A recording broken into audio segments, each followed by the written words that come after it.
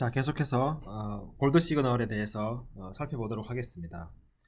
이번 영상에서는 골드 시그널의 중요한 특성 중에 하나인 언더슛 그리고 이니셜 딥, 이 두 가지에 대해서 좀 더 본격적으로 살펴보고요. 그리고 또 하나, 이 두 가지를 살펴보기에 앞서 우리가 볼드 리스판스라는 것을 어떻게 모델링 할 수 있을 것이냐. 사실은 우리가 자극이 주어지면 이 자극에 연관되어서 메타볼릭 액티비티 그리고 이 바스큘러 액티비티, 그래서 얘가 이제 메타볼릭 액티비티, 얘가 바스큘러 액티비티가 연달아서 일어나고, 그 다음에 그거에 의해서 최종적으로 우리가 볼드 시그널이라는 걸 얻는다 라고 이제 우리 크게 볼 수 있는데요. 이 모델링이라는 것은 이런 일련의 과정들을 실제로 수학적으로 또는 뭐 어떻게 보면 이제 통계일 수도 있는데, 근데 통계보다는 약간 수학적으로 얘를 어떻게 모델링 할 수 있을 것이냐, 우리가 지금까지 살펴봤던 그런 익스페리멘털한 뭐랄까, 그러니까 이 관찰들, 그런 관찰된 결과를 잘 설명할 수 있는 그런 이제 수학적 모델을 만들어 보고자 하는 것입니다. 그래서 수학적 모델을 만들면 보다 확실하게 우리가 얻는 이 시그널이라는 볼드 시그널이라는 것을 이해할 수 있다. 이게 이제 큰 관점인데요. 근데 여기에는 굉장히 많은 가설들이 들어가 있습니다. 그래서 그러한 가설들에 대해서 여러분들이 이게 합리적인지, 아니면은 지금도 많은 과학자들이 이런 어떤 가설이 맞는지 서로 디베이트하고 있는 그런 이제 과정 중에 있는데요. 그런 것들을 이해하는 게 이번 시간의 목표가 되겠습니다. 그래서 큰 틀에서 보자면 자극이 이렇게 주어지고 유지되다가 자극이 끝나는 이런 시나리오를 생각을 하면 우리가 MRI 관점에서 직접 측정할 수는 없지만 실제 이 자극에 대한 뉴럴 리스판스, 뉴럴 액티비티는 자극이 주어지면 곧바로 증가해서 자극이 유지되는 동안 어느 정도 감소하면서 유지되고요. 그 다음에 자극이 끝나면 바로 다시 원상태로 복귀해서 제로가 되는 이런 형태의 뉴럴 리스판스가 있을 겁니다. 근데 계속해서 말씀을 드리지만 이제 MR 테크닉으로 이런 뉴럴 리스판스 자체를 이제 직접 측정할 수는 없다라는 것이 되고 있고요.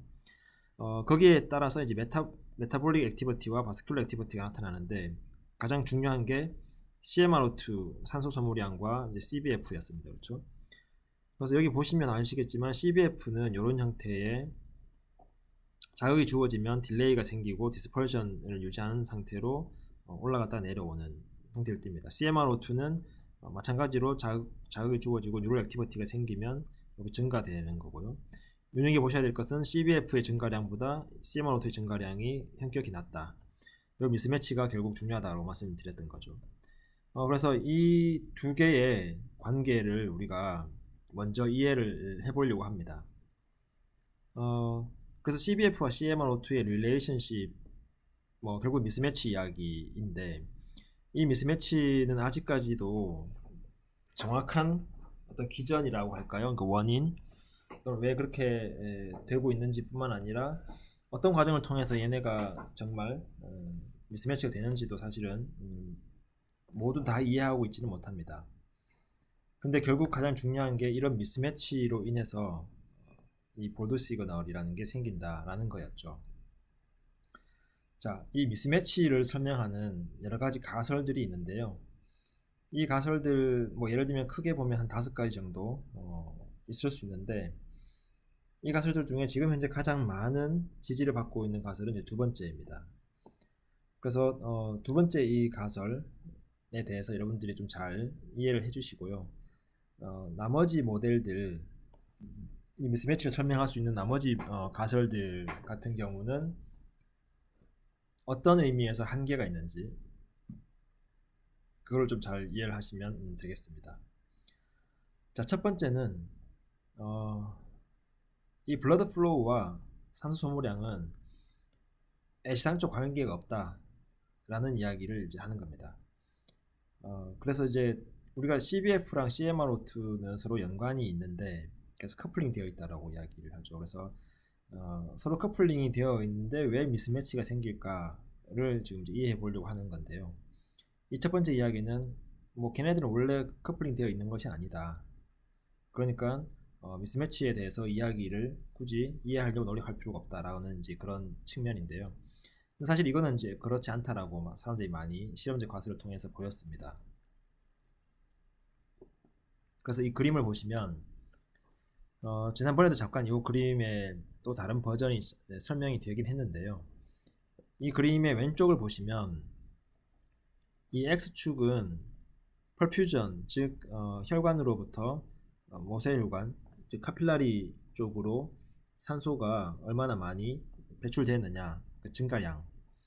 Y축은 볼드 시그널의 증가량입니다. 그리고 여기 이제 이게 중요한데 이걸 실험을 어떻게 하냐면은 보시면 요게 이제 이런 곡선들이 있죠. 요게 플러스 10, 제로, 마이너스 10, 20 이렇게 있는데 요게 CMRO2 즉 산소 소모량에 대한 등위 곡선이 되겠습니다. 여러분들 지도를 보시면 지도에 이렇게 같은 높이를 가지는 지형 위치들끼리 이어서 만드는 게 이제 지형 지도죠. 그래서 컨투어라고 하죠. 그런 컨투어라고 보시면 됩니다. 그래서 여기에 있는 요 선을 따라서는 CMR02가 다 제로인 지점이고 여기는 CMR02가 10 정도 증가, 여기는 20% 증가 이런 식으로. 그래서 요걸 이 왼쪽 그림은 이해하기 힘드니까 오른쪽 그림을 보시면 이 왼쪽 그림을 오른쪽 그림 바꾼 건데요. 변환을 한 겁니다. 그래서 오른쪽 그림은 좀 더 직관적으로 이해할 수 있는 게 X축이 펄퓨전의 증가량이니까 실제로 산소를 얼마나 많이 실어와서 배출되고 있느냐. Y축은 산소 소모량. 그래서 보시면 그냥 리니어한 형태를 띄고 있죠. 플라팅을 해보면. 그래서 리니어한 관계가 있다. 굉장히 스트롱한 코릴레이션이 있는 거죠. 그래서 언커플링은 아닌 것 같다. 라는 게 이제 많은 사람들의 공통된 생각입니다. 그럼 여기서 요 라인, 피팅된 라인의 기울기를 보시면 이것도 좀 흥미로운데 이 피팅된 라인의 기울기가 여기 보시면 이제 X축가 20% 증가할 때 Y축이 10% 증가하는, 그래서 기울기가 약 0.5 정도 되는. 그 말은 뭐냐 하면은 실제로 쓰이는 건 10% 증가하는데 실어 오는 건 20% 증가했다는 얘기죠. 그래서 약 2배 가까이 쓰이지 않는 양을 가져와서 뭐 그중에 절반이 쓰이고 절반은 다시 실려 나가는 그런 형태가 됩니다. 굉장히 러프하게 이야기하자면. 그래서 약 CBF가 약 2배 정도 사용량보다 많이 가져오더라 라는 것을 이제 보여주고 있습니다. 그래서 언커플링은 아니다 라는 거고요. 그러면 이제 커플링인 것 같은데 커플링을 설명하는 가장 대표적인 가설은 뭐냐, 그게 여기서 나오는 것처럼 이제 말로넥하고 그린발드에 의한 실험이 되겠습니다. 자, 요거는 이제 여러분들이 꼭 잘 이해를 하셔야 되는데 직관적으로 생각해보면 그냥 쉽습니다. 이 블러드 플로우와 산소 소모량 CMRO2는 우리가 계속해서 지금 설명을 해왔지만 두 개의 서로 다른 어떻게 보면 컴포넌트예요. 하나는 바스큘라, 그러니까 혈관계에 의한 성질이고 CBF는, CMRO2는 어떻게 보면 메타볼릭 한 특성을 가지고 있는 거죠. 그래서 CMRO2 즉 메타볼릭한 액티비티는 뉴로널 레벨에서 이루어지는 것이고 블러드 플로우의 증가나 감소 이런 것들은 이제 바스큘라 혈관계에서 일어나는 현상입니다. 그리고 그 두 개가 서로 달라요. 같은 레벨에서 일어나지 않습니다. 그 레벨이라는 것은 스케일 같은 레벨을 생각하시면 됩니다. 그러니까 마이크로 스케일이냐 마크로 스케일이냐. 그래서 뉴로널 레벨은 굉장히 마이크로한 스케일로 일어나죠. 뉴런 하나하나를 생각해 보시면 아시겠죠. 그래서 뉴런 하나하나가 액티베이션 되고 그 뉴런 하나하나에서 액티베이션 되면서 산소가 쓰이니까 뭔가 이 CMR02가 증가하거나 감소하거나 그런 이제 변화가 생깁니다. 근데 블러드 플로우는 혈관계에서 일어나는 거니까 혈관의 스케일 보면 뉴론 같이 그렇게 마이크로 스케일이 아닙니다. 우리가 브레인의 혈관 시스템을 보면 브레인 전체를 어떤 혈관의 복잡한 구조로 되어 있는 것처럼 보이지만 그 혈관계는 뉴런의 레벨에 비하면 훨씬 더 콜스하죠. 그러니까 파인하지 않습니다. 그래서 서로 다른 스케일을 가지고 있는 두 개의 어떻게 보면 시스템에 의한 변화의 특성이다 보니까 당연히 두 개가 매치될 수가 없다라는 게 이제 가장 기본적인 내용이고요. 그래서 요 밑에 있는 이야기를 잘 생각해 보시면 직관적으로 이해할 수 있는데요. 우리가 넓은 마당에 잔디밭을 상상을 해 보시면 그래서 이제 대낮에 되게 이제 더운 날 잔디가 마르니까 근데 잔디가 마르는데 모든 위치에 모든 잔디가 다 동일하게 마르진 않죠. 그래서 뭐 일부분 그 중에 아주 일부분의 잔디가 말라서 거기에다 물을 준다라고 생각을 해보세요. 호수로. 근데 사실은 말라서 물이 필요한 잔디는 잔디 그 풀 하나하나 생각해 보시면 굉장히 파이널 레벨로 있죠. 그래서 어느 위치에서 물이 필요하고 어느 위치에서 물이 필요하지 않고 하는 거는 잔디 이 풀 하나하나의 레벨을 가지고 있습니다. 이 파이널 레벨을. 근데 내가 호수로 물을 거기다가 주면 그 잔디 하나하나 풀 하나하나를 내가 컨트롤할 수 있을 정도로 아주 세밀하게 물을 주지 못하죠. 그냥 그 근방에 전체적으로 물을 그냥 뿌립니다. 그렇죠, 보통은. 근데 그거를 생각하시면 돼요. 그래서 뉴런al 레벨에서 뉴럴 액티비티는 굉장히 파이널 레벨에서 활성화되고 다시 비활성화되고 활성화되고 비활성화됩니다. 그래서 그렇게 세세한 레벨에서 에너지가 필요로 해서 CMR2가 증가하고 감소하는데 거기에 O2를 실어 나르기 위해서 혈관은 굉장히 콜스하게 존재하죠. 그래서 그 콜스하게 존재하는 혈관을 통해서 혈관계에서 블러드 플로우가 산소를 실어서 이제 공급해주는 그런 꼴입니다. 그래서 굉장히 아주 세세한 마이크로 컨트롤이 되지 않는다. 이게 가장 이제 핵심 원리입니다. 그래서 잘 기억을 해두시고요.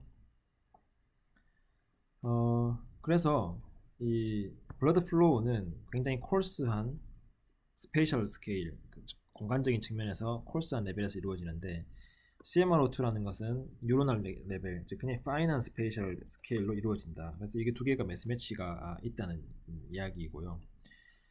실제로 이 광학 기법을 통해서 디옥시헤모글로빈의 농도를 이제 측정을 해보면 비주얼 콜텍스, 우리가 시각 영역이죠. 뇌에서 뒤통수에 있는 거기 보면은 광학으로 굉장히 마이크로 이미징을 해보면 그러면 이 디옥시헤모글로빈의 농도 자체는 여기 보시면 칼럼너 스트럭처를 보여준다라고 되어 있습니다. 자, 이 칼럼너 스트럭처를 보여준다는 얘기는 뉴로널 레벨에서 마이크로 이미징이 가능하다는 뜻이에요. 그래서 실제로 이 디옥시헤모글로빈의 농도 자체는 이 콜텍스의 칼럼마다 달라지는 걸 볼 수 있을 정도로 차이가 나는데 그럼에도 불구하고 블러드 플로우 자체는 그런 칼럼 스트럭처별로 혈액을 공급해 줄 수 있는 아주 파이널 스케일이 아니다 보니까 그 비주얼 콜텍스 전체를 내가 물을 줄 건지 안 줄 건지를 결정하는 정도의 아주 콜스한 레벨인 거죠. 그래서 실제 CBF를 이미징 해보면 그런 칼럼 스트럭처를 보여주지는 못하고 그 근방 전체적으로 블러드 플로우가 증가하는지 감소하는지만 보여줄 수가 있습니다. 그래서 왼쪽의 그림을 보시면 디옥시헤모글로빈의 농도는 자극을 주고 빠른 시간에 픽을 치고 있지만 옥시헤모글로빈, 그래서 CBF를 통해서 옥시헤모글로빈이 실려 오잖아요. 근데 이 옥시헤모글로빈의 농도는 얘보다는 훨씬 뒤 시점에서 피크를 치게 된다. 물론 더 많이 피크를 치죠. 왜냐면 많이 실려오니까. 어쨌든 이 타이밍이 존재하게 된다. 타임 딜레이가 라는 것입니다. 그래서 이 디옥시헤모글로빈 농도 자체는 광학을 통해서 보면 컬럼 스트럭처를 보여줄 수 있을 정도로 굉장히 세밀한데 옥시헤모글로빈, 즉 블러드 플로우 자체는 그런 걸 보여주지 못한다 라는 것입니다. 그런데 여기에는 몇 가지 이제 반론도 있을 수 있습니다.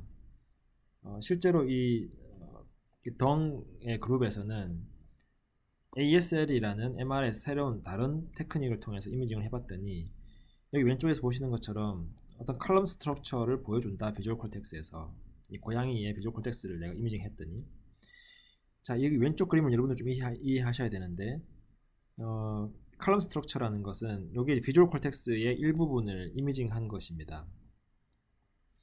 135도라는 건 뭐냐? 우리 비주얼 콜텍스, 여러분들 신경해부학 관점에서 보면 비주얼 콜텍스의 이 뉴런들의 컬럼들이 특정한 각도의 엣지에 뭐랄까, 그러니까 선호도가 다릅니다. 그래서 보시면 여기 이제 검은색으로 되어 있는 애들, 흰색으로 되어 있는 애들이 서로 엇갈리면서 구분되게 되어 있죠. 그래서 얘가 한 컬럼, 얘가 한 컬럼, 얘가 한 컬럼, 얘가 한 컬럼, 이런 식으로 이제 컬럼이 되어 있습니다.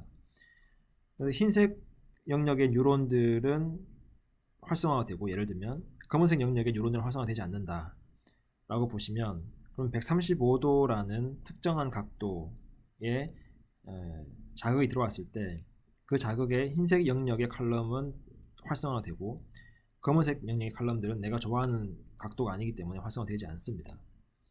그래서 이게 흰색, 검은색이 구분된다는 얘기는 그 컬럼들 하나하나를 서로 다르게 이미징 할 수 있다는 얘기죠. 자, 이거는 아까 앞에 썼던 얘기랑 약간 다르죠. 왜냐면 얘는 MR 테크닉을 쓴 거잖아요. 그래서 MR 테크닉을 쓰면 어쩔 수 없이 바스큘라 이펙트를 볼 수밖에 없는데, 근데 얘는 그러면 왜 비주얼 콜텍스를 이미징 했을 때 이렇게 컬럼 스트럭처를 볼 수 있느냐. 그리고 심지어 여기 보시면 135도일 때랑 자극을 45도 자극을 줬을 때랑 보시면 패턴이 다릅니다. 왼쪽 오른쪽. 그래서 이 패턴과 이 패턴이 서로 다르죠. 그 말은 뭐냐 하면은 45도를 좋아하는 컬럼, 뉴런 컬럼과 135도를 좋아하는 뉴런 컬럼은 서로 다르다는 거죠. 그래서 어떤 위치에 있는 뉴런 컬럼은 45도를 좋아하고, 근데 반면에 그 위치에 있는 뉴런 컬럼은 135도는 별로 안 좋아하는 거죠. 그래서 보시면 45도를 자극을 줬을 때 이 블러드 플로우의 체인지가 큰 애가 있고, 135도를 줬을 때 더 큰 애가 있습니다. 그래서 결론은 이 실험에서 우리가 이야기하는 것은 MR 테크닉도 잘 보면 이 비주얼 콜텍스의 컬럼 스트럭처를 볼 수 있을 정도로 파인하다. 그러니까 이 바스큘라의 스케일이 콜스하고 뉴럴 액티비티의 스케일이 파인해서 서로 미스매치가 생기기 때문에 뭔가 이 CBF와 CMR02가 서로 미스매치 생긴다라는 것은 잘못된 것 같다라는 이야기를 해주고 있는 거죠.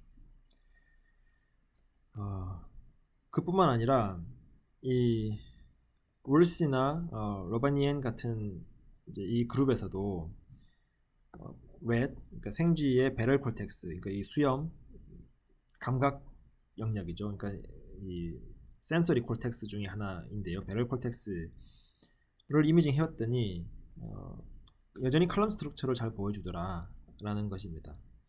자, 그럼 이런 실험들은 그러면 이 멜로넥 그린발드의 티어리, 즉 가설과 상반되는데 어떻게 되는 거냐? 자, 지금 현재 많은 사람들의 중론은요. 그럼에도 불구하고 이 멜로넥과 그린발드의 티어리는 큰 틀에서 맞다. 그런데 일부 스페셜라이즈된 콜텍스, 그러니까 뇌 전체를 보면 그 뇌에서 비주얼 콜텍스나 아니면 이제 베럴 콜텍스처럼 센소리 콜텍스의 어떤 기능을 봤을 때는 이 두 영역은 특히나 굉장히 뭐랄까, 그러니까 미세하게 컨트롤되면서 뇌에서 기능을 하고 있다.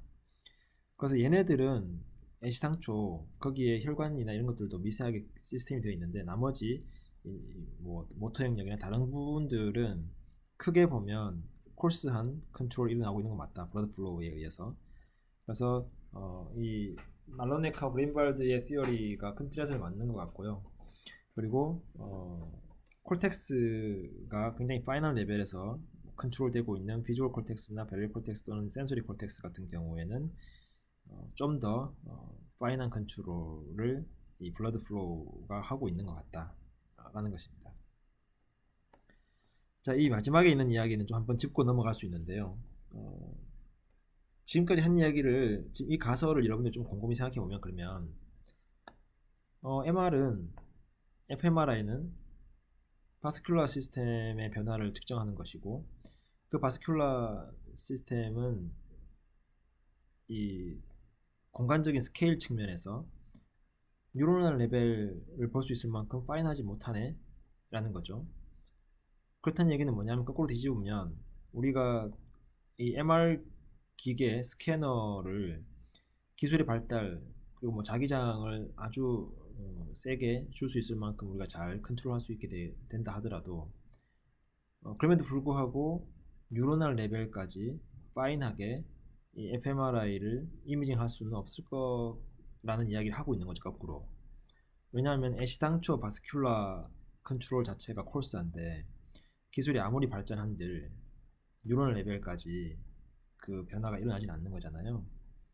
그래서 fMRI 스페셜 레졸루션, 그러니까 공간적인 이 해상도는 테크놀로지컬, 그러니까 기술의 한계 때문이 아니라 이 피지올로지컬, 그러니까 생화학적인 뇌의 특성에 의해서 한정될 수밖에 없다라는 것입니다. 자, 세 번째 모델은 좀 더 다음 영상에서 이어서 설명하도록 하겠습니다.